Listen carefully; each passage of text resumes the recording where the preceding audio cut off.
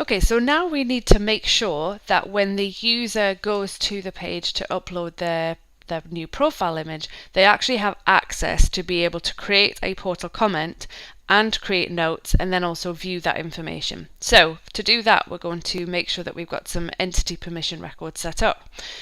So we'll go to the website that we're using, and if we go all the way over to the ellipsis, then we have access to get to the entity permissions. So if we go ahead and scroll down, first thing is we've got an entity permission record. If you don't already have this, you'll need to create it, but most likely you will have this because I believe this is going to be a standard one.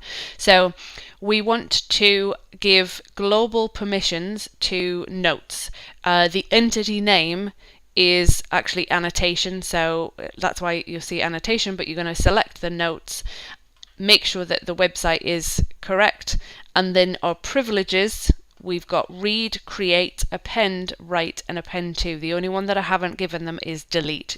If you wanted to let them delete, you could, but not necessarily advisable. So make sure that we've got that entity permission set up for notes. If I go back to the entity permissions, we also need one for the portal comment. So I've called this portal image. The entity is going to be the portal comment, the website we're going to set, and then the scope is going to be set to parent. Now when you set the scope to parent, you then need to set, well, which parent entity permission record is the parent. We'll go into that in just a moment, and then when that finishes spinning, what that is going to give us is a drop down and say, okay, well, which relationship to that entity permission parent level are we setting? And we're basically saying it's the any portal comments that are linked to the actual contact that is logged in. Again, we look at the privileges. We've got read, create, append, write, and append to. And if I go to the actual parent entity permission record, we'll see that this is set as the entity name of contact, the correct website, and then the scope is self.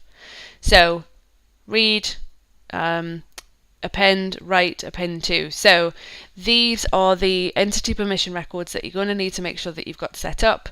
It could be that you've already got some within your portal created, so go ahead and test things first before you create entity permission records, just to make sure that when the user logs in, they have access to be able to create a portal comment, and also create, essentially that would be when they create the portal comment, they're actually uploading, which creates a note, so they need access to be able to do that. And then if you want them to be able to see what they've created, they will need the visibility to be able to view and so on.